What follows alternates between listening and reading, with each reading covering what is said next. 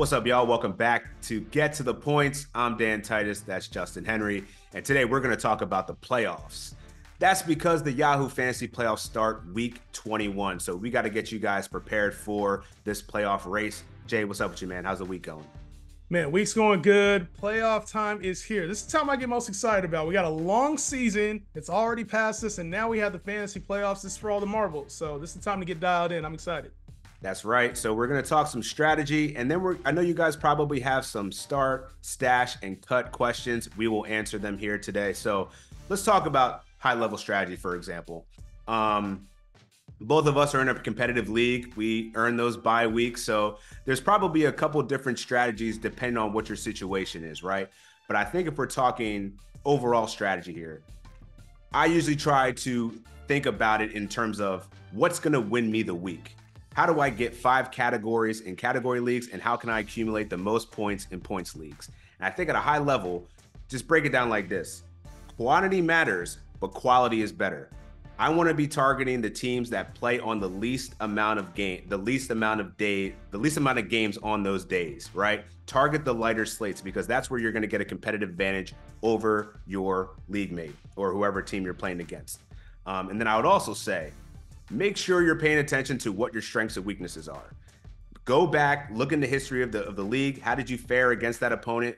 What areas can you improve upon via the waiver wire to get those extra edges to get you the fantasy gold? But want to know, what other strategies do you have in mind? Yeah, no, you hit the nail on the head because you got to be able to understand your games in your week and plan it out accordingly. And the one thing I would say is it's also good to be mindful of where you're at in these playoffs as well. If you're a team with the bye, your strategy needs to be a little bit different than the teams that are playing during week 21, those 3 through 6 teams. And for those teams with the bye, this isn't time to chill. This isn't time to just forget about your lineup for a week. You still need to be active. This is called silly season for a reason. And so you need to be paying attention and picking players up and getting an advantage right now while other players are stressing for their playoff lives. You could be setting your lineups up with those pickups that Dan just talked about and getting ahead and trying to find the ideal matchups for the week. So I think especially in category leagues, that's important to know who your opponent is and be able to match up very well against your potential next matchup. For those teams still fighting, it's all or nothing. This isn't time to plan ahead. Now you're in a different seat. You need to try to find the way to get the win for the week. And I would also say if you have, moves limit, which some leagues do, obviously, be mindful of that. If you're ahead, don't waste your moves. Don't blow your load so early. You have a chance to kind of play through the week, make sure that you get there and find a way to get the win. So I think there's 2 different sides to that, Dan. And I think it's very, it's important to be mindful of that if you're trying to win a championship. That's right. And that's a very good point. And I think I'll go into it a little bit more in depth. Check out my article on Thursday where I'll give additional tips on what to do when you're in the thick of this playoff race. And I think Justin laid out a couple of really good points in terms of your situation is different if you got a bye week, right? You should be picking up players that are going to help you in week 22 because that's when you're really going to start to play, right? So make sure you use those transactions wisely. And if you're in fight or flight mode, you got to cut dead weight, right? Like you got some injured players that aren't producing for you. Yep. Just cut bait and worry about it later. Get somebody that's going to help you win now because all you need in category leagues is 5 categories, right? So Don't get cute, lead into your strengths and get yourself the dub. And while you're trying to maximize your schedule, know how many games teams play. There's a lot of teams in week 22 that only play 3 games, and there's very few that play 4. And some of those are all aligned on the same days. Some of those are alternate days, as Dan discussed earlier. So just be very mindful of the schedules of the teams. Not everybody plays the same amount of games over the next few weeks. Yeah, make sure you check #basketball because I think that's a great resource to look at to kind of see the whole landscape for the week. And as Jay just talked about in week 22 specifically, you got some heavy slated games, man. Monday, Wednesday, Friday, Sunday, all these are like 11 game slates. So you're really going to want to focus on the Tuesdays, the Thursdays, the Saturdays to maximize the production on your fantasy team. Yeah, it's a good point, my man. And those are tips. There's a reason we're number 1 and 2, Dan, in our league, my man. There's a reason. But on top of that, like I just mentioned, like there's going to be some points of where you're going to have to make some tough decisions at this stretch of the playoff run. And so let's talk about some players, some notable ones, some waiver guys, and then some sleepers that have kind of popped up on fantasy rosters over the last few weeks that have fantasy relevance. But first off, let's start with the big names. I want to know who you're going to start, stash, and cut out of these 3 names. First up, Jaren Jackson Jr., Chris Middleton, and Miami guard Tyler Hero. I think for me, the order I would place these guys, Jaren Jackson, who's been playing well, and put him, he's a little injured, but he's been playing well still. Jaren Jackson, number 1.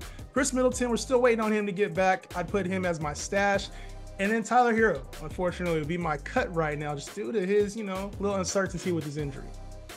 Okay, yeah, I see that. I'm definitely in agreement with Jaren Jackson Jr. being the start. However, I differ with you on stashing. I am not stashing Chris Middleton. I'm actually going to stash Tyler Hero, and here's Really? why. I don't trust Chris Middleton. This man is on the injury report, questionable every night, only to be ruled out. Doc Rivers continues to be optimistic. And for what? This man had an ankle sprain and he's still not back yet. I need to see more. This guy's probably going to have a minutes restriction. He's been hurt all year. Cut bait. I'm good. You know what? Chris Middleton, when he was playing, he was actually playing well. And I can say the same thing about Hero, but at least Middleton's been on the court lately. Tyler Hero's out indefinitely. When I hear the word indefinitely, I get scared. I'm like, you know what? I'm good off indefinitely. If I need to wait on a player, I'm going to wait on the guy who's actually participating in practice, going through some activities. Give me Chris Middleton. But I'm going to throw one your way, Dan. Now you gave me a start stash cut. I'm going to give you a start stash cut now. Bruce Brown, Amen Thompson, Trayce Jackson Davis. Start stash cut. Who you got? I think I'm going to start Trayce Jackson Davis, and then I'm going to stash Amen Thompson, and I'm going to cut Bruce Brown. Oh, so you're going to cut Bruce Brown. See, here's where I'm at. Amen Thompson's getting the start for me. Bruce Brown, I'm going to bench him. I'm actually going to cut Trayce Jackson Davis. It's interesting that we were different on those, my man. Talk to me. Why do you like? You said you had Trayce Jackson Davis. I got Trayce starting. I got Trayce starting for you. Yeah, I got him starting, yo. So look at it. If you look at the numbers, Kevon Looney is not in the rotation anymore. He's gotten 0 burgers the last 3 games. This is a player that's emerging for a team. The Golden State Warriors are probably destined for a play-in spot. Like, we know what it is, but I think it's the meaningful minutes that this rookie is getting right now. I know you saw that left-handed yam on Victor Wembanyama. I mean, that was the coming out party. This man has been the consistent two-way player for the last 5 or 6 games for this Warriors team. I think he's going to continue to play 20-plus minutes, and that's all he's going to need to provide stocks and offense and rebounding. I like this guy the rest of the way, and I have more confidence in him than I have Bruce Brown, and also even Amen Thompson, who had a kind of a dud game in his first game without Cam Whitmore and Alperen Sengun in there. Yeah, I think that dunk on Wemby got Trayce Jackson Davis. It helped his rostership climb and skyrocket. But for me, Amen Thompson, man, with the new opportunity to start, yes, he had the opportunity and didn't play as well in the start with Cam Whitmore out. Alperen Sengun is currently on the shelf right now. But this is a guy, when we've seen he's gotten minutes, the stocks are there with him, and he can produce elite level stocks with playing time. So I think especially in category leagues, this is a player that has potential, and given the minutes, given the fact that this Rockets team is embracing some of their youth, I think he's a good player to have. And the one thing about Bruce Brown, we didn't talk about it, obviously coming back from injury, Scotty Barnes is out. He's going to have ample opportunity. But since he's been with Denver, we really ain't seen a whole lot with the Pacers, and we haven't seen a whole lot with the Raptors. I'm not really sure I want this guy. I'm solely going on opportunity versus production this season with Bruce Brown.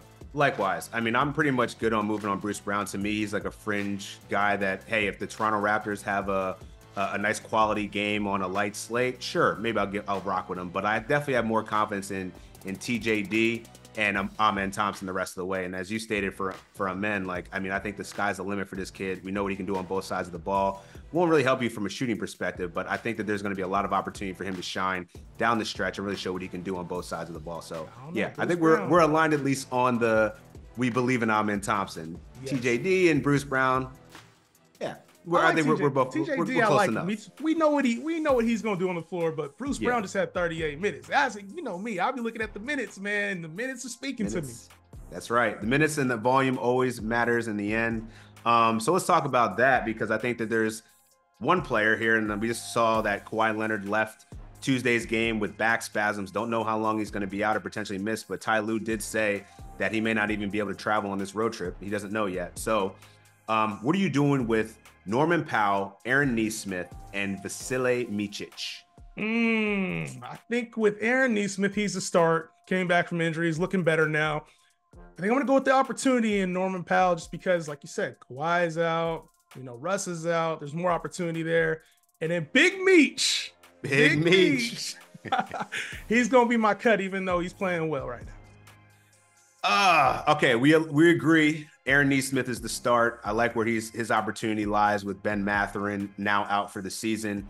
Where I'm going to flip with you, though, I'm going to bench Norman Powell, and I'm going to stash Vasily Micic. Big Meech, to me, has that league-winning potential. And now, week 21, especially if you have a bye week, I'm looking to week 22 and week 23, where Micic, he's going to have a lot of opportunity. LaMelo Ball's probably not coming back. Trey Mann's been injured. He has been upgraded to questionable, but I'm not worried about it. This guy's going to continue to start as long as Cody Martin is out. And if you look at the Big Meech's numbers, he's distributing a lot more than just what meets the eye here. Doesn't have the efficiency, but rebounds, scoring, assists, steals. Big Meech is a guy that you're gonna want to hold on to for the rest of the fantasy playoffs. Especially points leagues. I think points leagues over cats leagues, you mentioned it. Not the great efficiency. The defensive numbers really ain't there. But I'm not mad if you say points leagues. But I'm going Norman Powell, and I think just with this opportunity, especially with Kawhi, they play with Kawhi with baby hands, man. It's like, even though he's the claw, they give him a lot of chance to get healthy and get right. So you saw him leave the game in the middle of the game in street clothes. To me, this is something that's probably going to be a multi-game absence. I don't know off the top of my head what it is or what the reports are, so I'm not going to put that on him. But it could potentially be an absence that keeps Kawhi out for a while. So with Norman Powell already taking a little bit more of a role here with Russ out, and now Kawhi potentially out, I think Norman Powell's a pickup here. Yeah, I like Powell for points leagues for sure. It doesn't really do much outside of scoring threes. Maybe he'll give you a couple steals, but hey, that's all you need. And what I'm saying? If you have a quality games advantage here, I'm not mad at starting Norman Powell. Just prefer Big Meech, the Serbian Big Meech, down the stretch here. That's why you're going to get two, and that's why I'm going to go get one, baby. The championship is coming home. Okay. Enjoy Chris Middleton, my guy.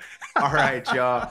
We'll see y'all next time on Get to the Points, where we'll be recapping all that happened in the fantasy basketball season. It's been fun. Jay, much success to you in the fantasy playoffs, as well as y'all out there. We'll see you next time. Peace.